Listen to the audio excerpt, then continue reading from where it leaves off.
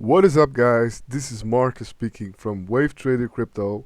I hope all of you are doing absolutely great, and I'm here to provide you guys with a price analysis and price action update on BTC USD. And just to say, there's been quite some positive movement. I'm very positive on the way price is moving, although I'm a bit skeptical about some things, but all in all, I'm most pleased actually. So let's stop the waffling and let's dive into the chart.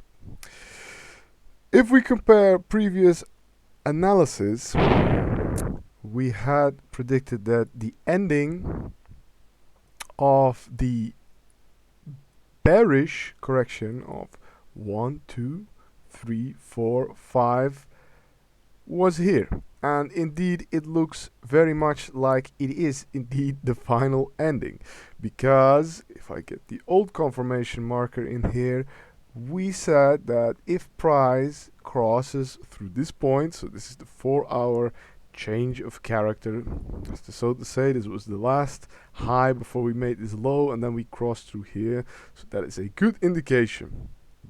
Now, what I recommended for you, a little bit more risky buyers, is that one would have to wait for an impulse, exactly, and then for a correction. Like I told you guys, if you bought somewhere here on the 0.23, let's get the normal fib in here, that is not a good idea, and indeed it wasn't a good idea.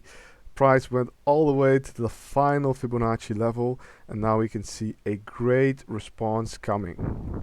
Now, the only thing, because I said at the beginning of the video, there are some things that I do not like about this price movement, and it's not that much of a big deal, but however, I want to dive into it because besides that negative part, I can say, guys, it's looking really good, and I think I'm even going to open a small long if price crosses through at this point, but we're going to discuss that later on. So now to come back to my point, if we dive into the 15 minutes, this is some pretty damn clear Elliott wave movement. These are some really clear waves without much, complicated patterns one might have to unravel to understand what price is exactly doing, because it's quite damn clear. If we just get here, you can easily see that this is the first wave, this is the second, and then we have a subwave of the third one, so to say. So that is 1, 2, 3, 4, 5, and then the final ending of wave 5 is in fact a bigger wave 3. We have another correction, we have A, B, and then a very short C, which is a good indication that momentum is pumping. 4 and 5, and let's actually make them even smaller since this is also a subwave. And that 1, 2, 3, 4, 5 makes one larger wave, indeed. Give this a slightly different color. Yes, there we go. So this is quite clear that this is one bullish movement. Now for the correction, I find it a little less clear. Now the thing is here, and what I do not like is this massive aggressive movement to the downside. It was basically just some choppy price action, and then boom, goes to the downside in one momentum. It was only a couple of candles, and it was around 2%. I do not like to see that at all. Now, the positive thing is that we swept through the final level of the Fibonacci, as we could see here, and then price started to respond straight away, which is in fact a good indication. Now, the thing is, I'm not sure if this is the ending of wave 2, because if I count, let's say, let's get everything nice in order. Let's say this is 1, 2, 3, 4, 5. That means that only A would be finished, and then we would have A, B, and then C, that would make B. So we have A, B, and then C would still need to be made. That is one way to see it. So to say this is option number 1. And then C would have to be made. It either has to cross, which is very unlikely because if it crosses under here, the whole bullish momentum is over.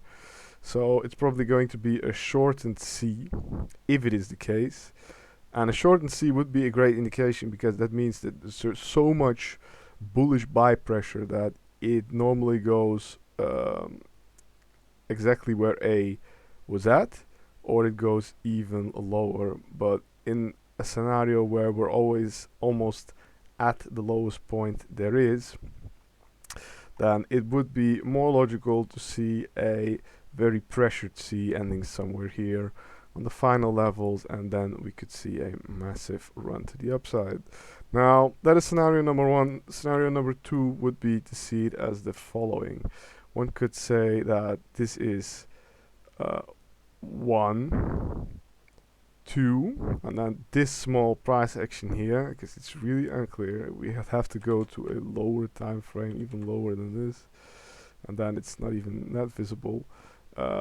It could be something like 1, 2, and not a very big 3, 4, and then 5. That would mean that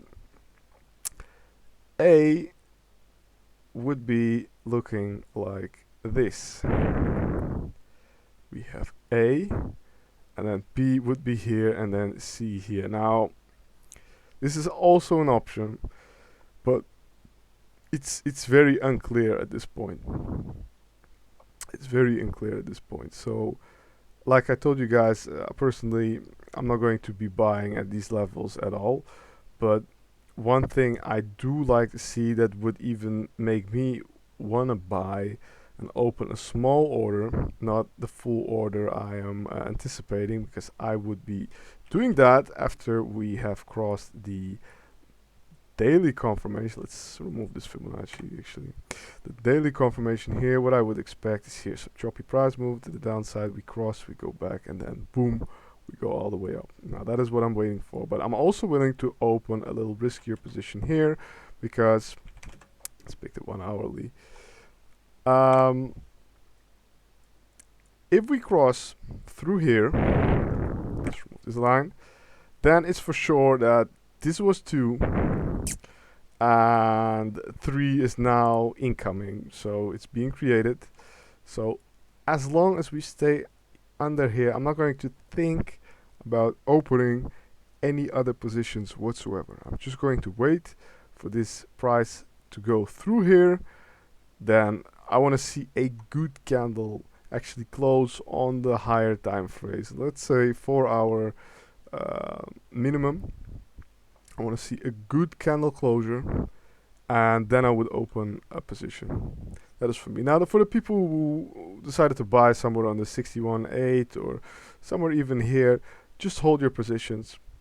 Like I said, and what we've spoken about some time ago, confluence is still in your favor. And as we can see, we have a very nice price action going on right here. If we look on the 4-hour, we can see a big strong candle here. That is some good momentum and good indication that this is indeed wave 2. But time will only tell, because if we cross through here and have a good candle closure, then it is confirmed. Then it's official that this is indeed wave 1, 2, and then wave 3 will be in the making. Now, for the rest of the analysis of where price might go, nothing has really changed. I'm just looking at this price action right now. Now, like I told you guys before, I want to have 2 scenarios. Let's say, of course, it's around 30 or 40% probability that this would happen. Let's say price actually goes down here and crosses all the way through. Now, I don't think it's going to go a whole lot lower than this, because if we grab this entire wave with us, now it can't go really any lower than that. The only thing that would be more likely is that price is going to go through the 0.786, and that we're going to see some price movement here, because there's also liquidity lingering on this demand zone and even here at the beginning. Now that would be the more bearish scenario, that we're going to go here, but like I told you guys before, I think it's extremely unlikely that we're actually going any lower than this. Because if we go any lower than this, it could go very nasty. We could go to 12,000 or 10,000, and I don't think Bitcoin is in any shape to go there whatsoever with the current situation in the world and what's going on right now. I don't think that is going to happen. I think that would you just have some choppy price action here, and then we would see another scenario to have this massive buy around this level. But like I told you guys, this is the least likely scenario. But I do want to tell you guys, because of course things might happen in crypto and in the crypto market. I probably don't have to tell you guys, but with all the volatility going on and news sensitivity, things might happen. And another thing I want to talk about actually is if we go to Euro USD, we can actually see that right now it's kind of similar still, because this impulse could be, like this one right here, and for a brief moment actually Bitcoin was pumping and Euro US dollar was going down. Actually, the forecast for Euro US dollar is that it's still gonna go down.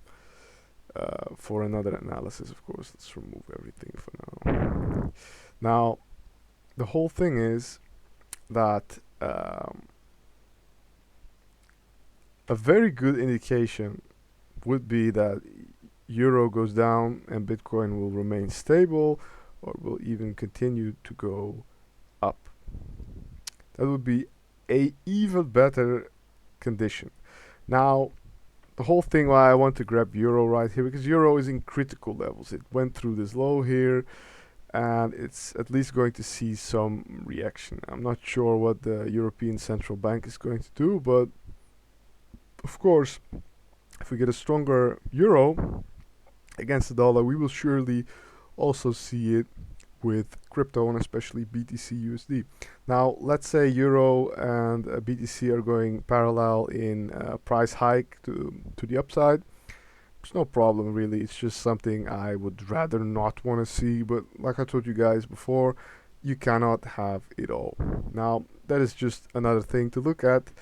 For the rest, just wait. Price action, like I said, is looking really, really good on the 4-hourly.